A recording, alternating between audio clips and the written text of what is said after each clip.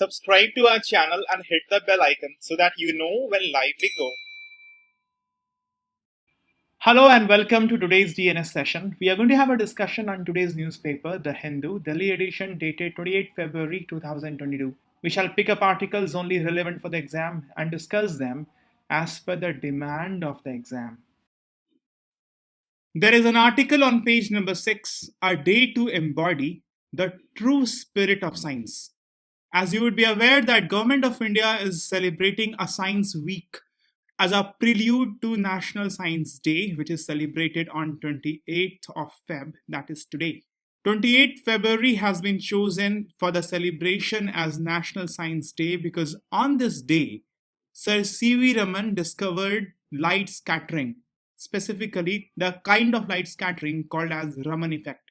One of the major aims for the celebration of National Science Day is to inculcate the true spirit of science, scientific temperament, and the spirit of inquiry.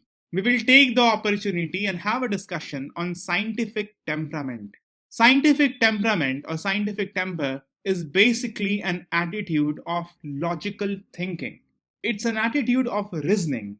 This is not to do per se with scientific knowledge. Rather, it's a way of life. It includes questioning, observing the physical reality, which is part of many Indian philosophy as well. It is about being bold enough to hypothesize things. It is about analysis. It is about meditation. It is about dhyana. It is also about communicating in an effective manner the idea that one has formalized. And is also about being receptive to the idea one is getting from others. So scientific temperament basically is a way of life, the manner and the way that we interact with our environment. Historians have credited the first Prime Minister of India, Jawaharlal Nehru, for coining the term scientific temper. He used the term in the Discovery of India, which was published in 1946. According to him, it was necessary not merely for the application of science, but for life itself and the solution to many problems that the nation was facing at that time. Discussion, argument, analysis, these are the vital elements of scientific temper. And this has been the tradition of India. If you have read the book, The Argumentative Indians by Amartya Sen, you would understand that this tradition of discussion, argument, analysis, it has been part since the Vedic age. In sabhas and samitis, discussion used to happen. Many of the Indian philosophies, they have been developed on the perception of the environment. So in this regard, you must also understand that scientific temper is not scientific knowledge, is not hinged or based on acquiring scientific knowledge. It's quite different from scientific knowledge.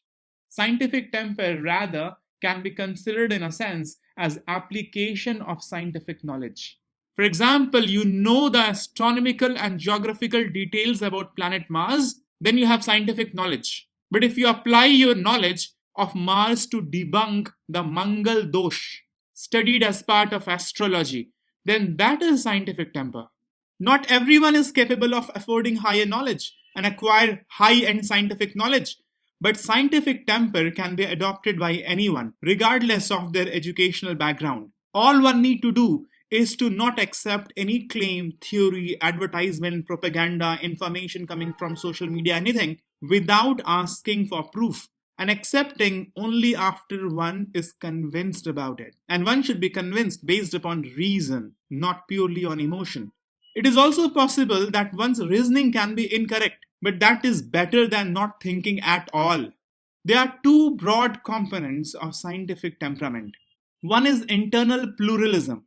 Inherent in human beings must be the understanding of various facets of truth. You must have heard the Sanskrit verse, Ikyam Sat Vipra Bahude Vedanti. Truth is one, but sages call it with various names. You study basically in science various theories concerning the same scientific phenomena. For example, you must have studied some theories on dark energy, dark matter, black hole. In earlier school days, you must have studied something on structure of matter. Different scientists propound different theories. There are multiple facets of truth.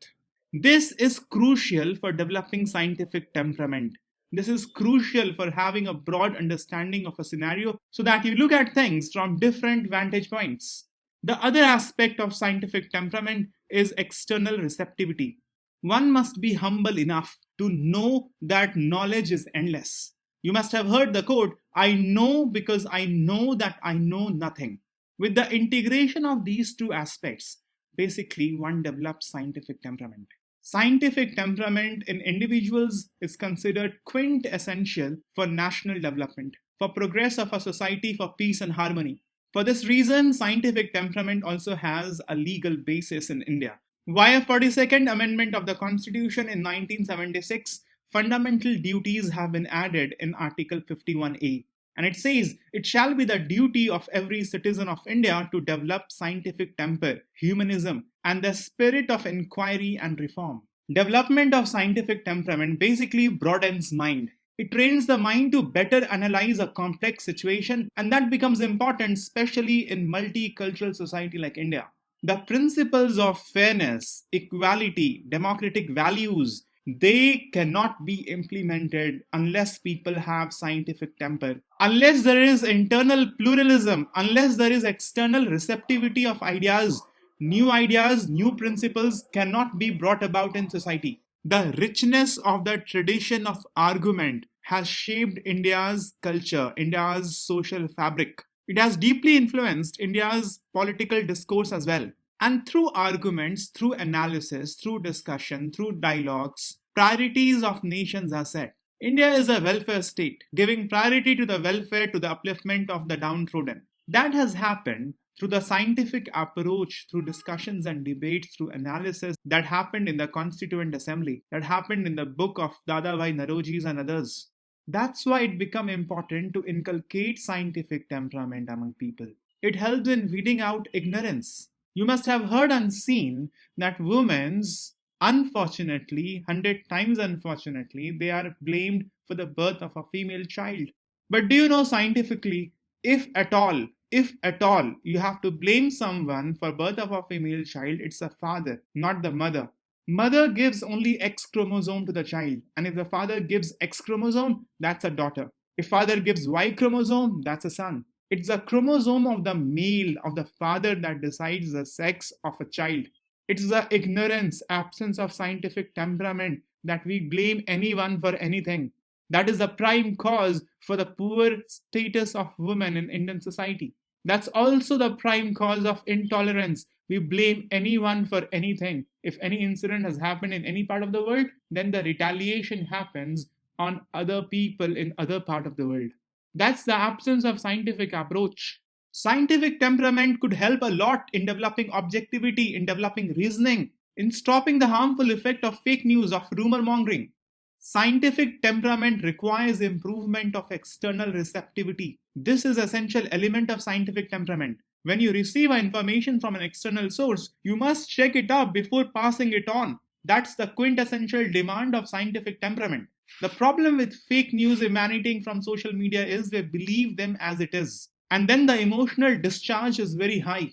Scientific temperament also enables creating a bright future of the country. It helps in important government programs like vaccination. The vaccine hesitancy, that is also because of absence of scientific temperament. Success of other important government's initiatives, for example, Green Revolution. Green Revolution was more successful among farmers who had scientific temperament, who had better receptivity for scientific knowledge. Farmers who showed willingness to adopt genetically modified crops, who showed willingness to adopt irrigation techniques, they prospered more compared to others. Today, do you know many farmers are involved in selling their organic products online? People who are more receptive to the new idea, they are getting the benefit of e-commerce. Farmers who are receptive to new ideas, they're adopting new farming techniques. The economy as a whole becomes better of a nation when people have scientific temperament, new startup starts coming up. Private sector starts participating in defense and space. It is the social, political, economic, environmental, philosophical, spiritual upliftment of mankind that happens because of scientific temperament. The best way to instill scientific temperament is to start early. Scientific temperament can be developed relatively easily among children. In the early childhood, in schools and otherwise, children must be encouraged to ask questions. This will strengthen their inquisitiveness. You must have heard कि बचपन से बड़ा कोई school नहीं है और curiosity से बड़ा कोई टीचर नहीं है. Thomas Edison, he became a scientist by the virtue of his mother asking questions. Mother didn't used to teach him, mother just used to ask him, what good question you have asked in the school? What good question you have come up with today? Inculcating this habit among children to ask question, to reason, will create inquisitiveness and scientific temperament, spirit of inquiry. And this is what is required. You don't accept things easily. Whenever something is told to you, you ask for reason. If reason has not been given, you yourself look for the reason. That is what scientific temperament is.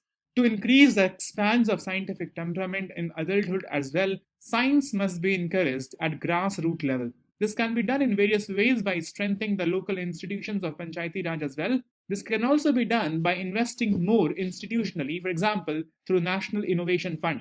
National Innovation Fund is an autonomous body within the Department of Science and Technology, and it helps in encouraging the grassroots scientific thing among the farmers, among artisans, among laborers. This fund does not deal with high-end scientific work done at the CSIR laboratory or other institutions. Rather, it encourages science at grassroots level. We must have the position of pride for scientists and science in our society so that it is seen something to aspire for. Many a times it is seen that the non-scientific temperament emanates from religious instruction. But as you understand, religion is a sentimental issue, and religious instruction cannot be just countered or debunked and replaced by scientific instruction. So to counter religious instructions that is creating non-scientific temperament, one has to use scientific temperament and come up with religious teachings that encourages scientific temperament. For example, to counter religious teachings that encourages superstitions and orthodox elements, religious instructions itself must be used. For example, reviving the scientific Vedic learning like philosophy of Advaita Vedanta or absolute monoism, which is more like modern science. The philosophy of Jainism like Anikantavad, the possibility of multiple truth. A national framework on developing scientific culture must also be brought about. Academicians, governments, experts, and scientists, they should collectively deliberate on a united set of objective guidelines that define the contour of scientific temper and standards, which should be followed across universities and schools and other institutions. In the recent time, it has been seen that prominent public figures, they come up with non-scientific idea. And since they have huge following, it has a debilitating effect on the scientific fiber of the nation. Such public figures must show restraint and should then speak on things without fact-checking. As mentioned earlier, National Science Day is celebrated on 28th of Feb, and we have chosen this day to mark the discovery of Raman effect. Let's very briefly discuss what Raman effect is. See, when a light beam is incident on a material, the molecules of the material, it scatters the light. Bulk of the scattered light will have the same frequency as that of the incident light. But there will be some amount of scattered light that will have higher frequency than the incident light, and some will have lower frequency than the incident light. This phenomena was unknown to the world until Dr. C.V. Raman discovered it. This phenomena came to be called as Raman effect. And for the discovery of this, Dr. C.V. Raman was awarded Nobel Prize in Physics in 1930. He was the first man to get Nobel Prize in Asia in any area of science. And the day this effect was discovered, 28th February, is celebrated as National Science Day in India. In one of his sea journey, he observed the magnificent blue color of the Mediterranean Sea. Back then, the scientific community thought that the blue color of the sea is the reflection of the color of the sky. But Dr. C.V. Raman knew that the sky is actually void and the water is colorless. Then why the color in the ocean and the sea seems blue? Then later he realized and showed to the world that the water molecules, H2O molecules of water, they scatter the light. The light coming into the water, they get scattered, and then there is change in the wavelength, and hence the frequency of the light. So water molecules, like all other molecules, they create new light of new frequency. But the percentage of that is very, very small. And then the blue light created is scattered the most, it reaches our eye, and hence the water seems blue. So in nutshell, this is what Raman effect is. When a ray of light is incident on material, the molecules of the material will create new colored light. Some part of it will have energy higher than the incident light, some part of it will have energy lower than the incident light, but very small percentage. If you want an intuitive feel of this phenomena as to why this is happening, it is not very difficult to feel it. If you imagine the light as particle, then on being incident on any material, there will be collision with the molecules of that material. On collision, there will be energy exchange. You can have a situation in that energy exchange where energy will be given from the light to the molecule. And in that case, the energy of the scattered light will be lesser than the energy of incident light. And it can happen the other way around as well. Energy can be given from the molecule of the material to photon, light, which will make the energy of the scattered light more than that of incident light. And you know, frequency of any radiation is dependent on its energy. If the frequency is high like this radiation, then the energy will be high. Energy is directly proportional to frequency. Using this Raman effect, now we have something called as Raman thermometry. This is the editorial article from page number 6, No Quick Fix. In the recent event of Indian students returning from Ukraine, the Prime Minister of India has mentioned in his Mann Ki Baat that young Indians were going to small countries of the world for medical education. And therefore, the private sector should be encouraged along with cooperation from states to set up medical colleges and hospitals locally so that aspirants remain in India. In this context, we'll have a discussion on private participation in higher education. Although the article and the context of the news is medical education because Indian students coming from Ukraine mostly went there for medical education, but we'll broaden it as UPSC does and we'll discuss private sector participation in higher education in general. There have been many reasons and reports and several cases that have been made out for private participation in higher education. First of all, with the commencement of the Constitution of India, there has been a clear policy direction for education. According to Article 45 of the Indian Constitution, there should be free and compulsory education for all children between the age of 6 and 14 years. So the focus shifted to elementary education. As a result, the involvement of the state in higher education has been reduced. A bigger justification for private participation rests heavily on the ground of efficiency to promote a more competitive economic environment. Operation of private sector enterprises are considered more efficient. It is believed that private ownership and control are more efficient in terms of resource allocation and work. You would be aware that many private and not-for-profit higher education institutions have been operating in countries like USA since many years, such as Stanford University, MIT. University of Phoenix in US is private and for-profit. Similarly, in UK, higher education system is characterized by many private providers which operate on a not-for-profit basis. Higher education in India is in financial stress. The government can no longer bear the financial burden of public enterprises. Currently, spending on education in India is not more than 3.5%. The center itself concedes that the minimum should be 6%. Expenditure on education overall is just the half of the bar set by the government itself. And expenditure in higher education is drastically below the standard. This compares unfavorably with the international level, especially when compared with countries such as South Africa, which invest 8% of its GNP on education. Therefore, there is a need to evolve policy through which private resources can be mobilized. Education is no more being treated as a social service, but increasingly and necessarily seen as an economic good. Investment in education is treated as a factor contributing to the development of human resources. So, in this effort, private initiative can help since the private sector is the beneficiary of the knowledge industry. As we saw in the first point, that government has given much of its attention in the primary and secondary education. Presently, we have 100% enrollment in elementary education, and there is more than 50% enrollment in secondary education. Students coming from the primary and secondary education and students coming from the private schools, they are having demand for higher education and quality higher education. This rapid growth in quality school education is now creating demand for quality higher education, and that gap can be fulfilled by private participation. There is very little initiative for new courses and new technical skills in the public sector because of limitation of freedom. Private institutions are free to initiate modern and advanced courses in order to fulfill the demand for subjects. These courses, these technical skills are important for economic development of the nation. Information revolution recently has brought about huge development in areas like microchips, genetics, communications, robotics, lasers, satellites, computers, AI, and due to limited resources in public sector, they cannot meet the demand of the industry. Thus, private sector must take lead in training the manpower in technology and respond to the market demand.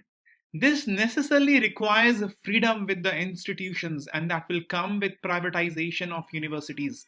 In the present time, there is a need for interaction between UGC, the other regulators, industry, R&D institutions, and funding agencies. And this could be achieved by a synergy process wherein there will be partners in various activities, complementing each other in achieving the goals, objectives, and vision of higher education. And private universities can act as the merging ground for this. In general, there is a push and pull factor, push away from the public sector and pull towards the private sector. Globalization is linked with market liberalization. And with market liberalization, quality in higher education is now also increasingly demanded. The government system is unable to cope with the increase in the enrollment. The pressure on the higher education system comes more because of this demand. In this condition, private participation is the only way education system can grow in response to this increased demand. Liberalization in education happened way back in 1991 when the economy was liberalized. And there has been already paradigm shift in the policy. India has moved from state controlled education to open market economy education, or education for human development to education for human resource development, from national to global education, from subsidized education to education for a price. So now private universities, private participation in higher education in the form of private universities or deemed universities is only the natural progression of privatization in education that happened in 1991. You see, foreign direct investment is important tool of globalization. When government lack funds, FDI is allowed into higher education. And the foreign universities are expected to bring the quality infrastructure in teaching, research, as well as physical infrastructure that will attract large scale foreign investment into India and also try to extend the reverse brain drain. If private participation is allowed, only then the branches of foreign universities or collaboration with foreign universities on larger scale will be possible. But there are many issues concerning participation of private sector in higher education in India. National Knowledge Commission was set up in 2005 to give recommendation on building a knowledge base in India. But National Knowledge Commission did not encourage for-profit educational institutions. Similarly, Yashpal Committee was set up in 2008 to recommend changes to the higher education sector. Yashpal Committee also suggested that private providers of higher education should not be driven by the sole motive of profit. Both National Knowledge Commission and Yashpal Committee recommended that it is essential to stimulate private investment in higher education to extend educational opportunities. But it would be a challenge to regulate the educational opportunity to be inclusive and for the welfare of all. Recently, TSR Subramaniam Committee report on new education policy admitted that uncontrolled privatization of higher education has resulted in the proliferation of private institutions for higher education. But there are few centers of excellence, and most of them can be described as degree shops. The private sector accounts for around 74% of enrollment in technical and professional courses, but it shares only around 39% of enrollment in general undergraduate and postgraduate courses. So the private sectors are skewed towards technical and professional courses, obviously, because they are in demand and they are the courses that yield jobs. But for the overall higher education architecture, such skewed participation is not good. Then there's a big question of reservation. In the past, Supreme Court has stated that private unaided educational institutions have full autonomy in their administration. The court also stated that the principle of merit should not be sacrificed, that is, students should be admitted on the basis of their academic capability. So, the management of private institutions can exercise its discretion for quota in admitting students, subjected to some conditions imposed by the management, for example, some minimum qualifying exams in the admission test. This means that the government cannot mandate its reservation policy on the private unaided educational institutions. But with 93rd Constitutional Amendment Act in 2005, there was an insertion of clause 5 to article 15. And article 15.5 empowered the government to mandate reservations in private aided or unaided educational institutions, except in minority educational institutions. This clause was challenged in 2008, and then the court upheld the constitutional validity of Article 15.5.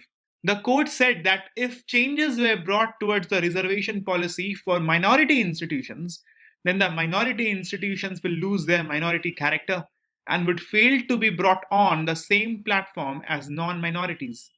But the court left the question regarding applicability of reservation for private unaided institutions. So, this constitutional and legal aspect must be clarified very well by the Supreme Court before the government can actually think of having a policy towards privatization of higher education universities. The Yashpal Committee report has come very heavily regarding the fee structure in private institutions. They are exorbitantly high. There's also a question of accreditation for the private institutions. It's a kind of certification, and it's very important to improve the quality of higher education institutions along with the quantitative expansion.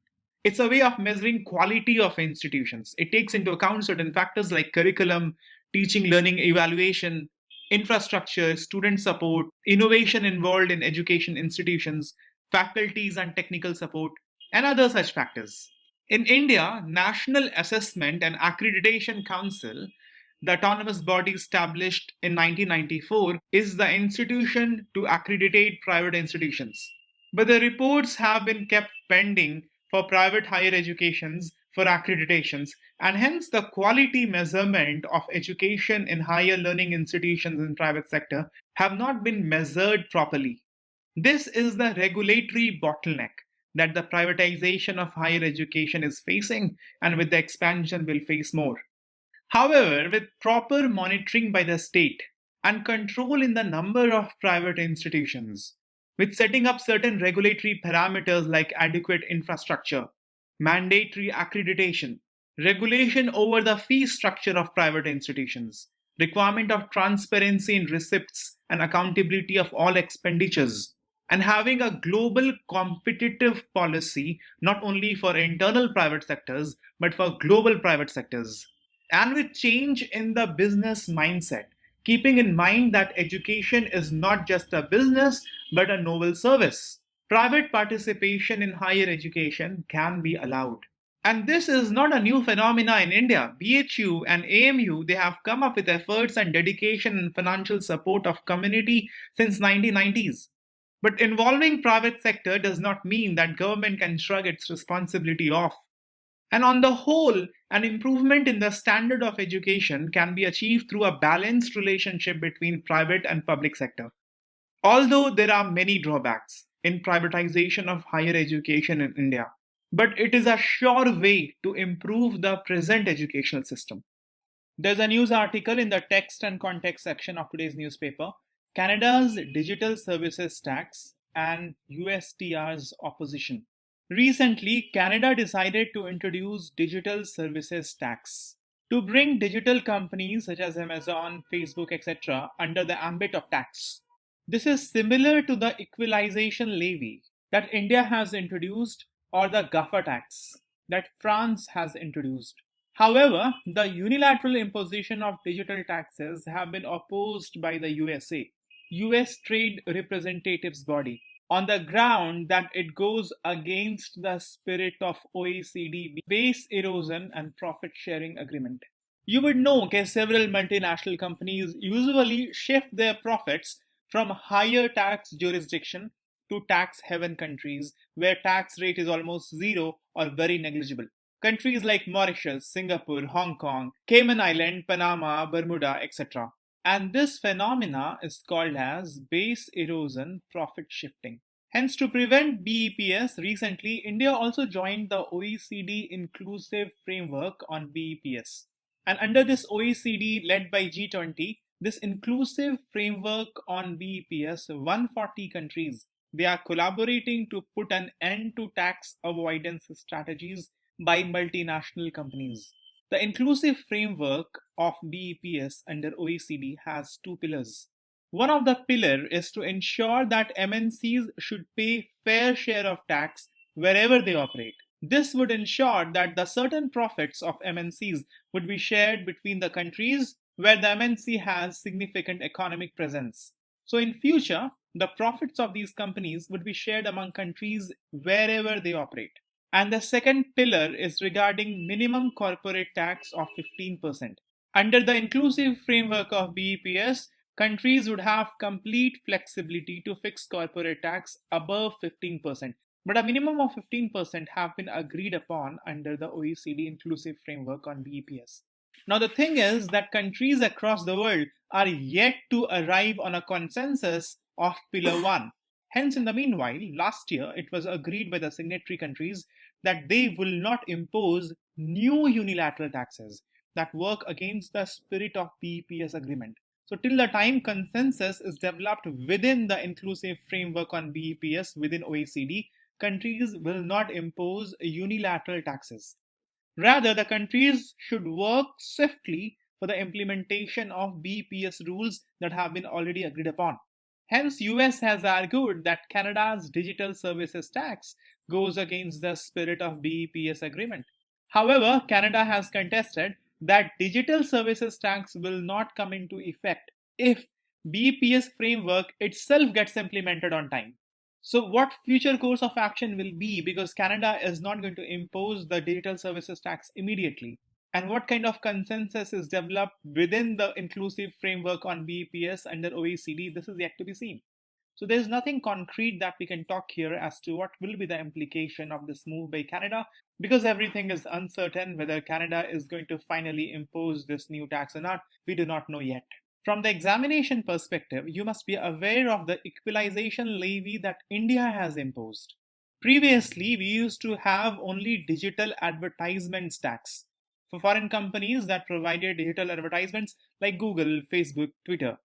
And it was 6% of total payment made for the digital ads.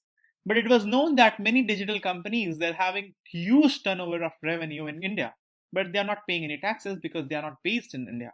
So post 2020 regime says that all foreign companies with annual turnover of rupees 2 crore and above, they have to pay tax here.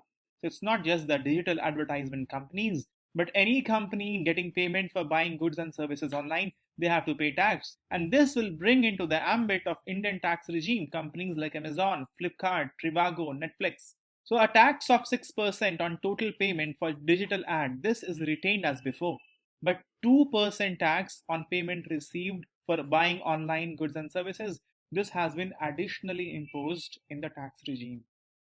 Now let me read the question of the day for today. With respect to newly modified equalization levy regime, consider the following statements. Statement 1. The equalization levy is applicable only on the digital advertisements offered by the companies. Statement 2. The equalization levy is applicable to all foreign companies irrespective of their turnover. Which of the statements given above is correct? One only, two only, both 1 and 2, or neither 1 nor 2? Thank you very much for bearing with me. If you want more practice of the questions, please visit the ELEARN platform for the DNS quiz. Goodbye. Take care.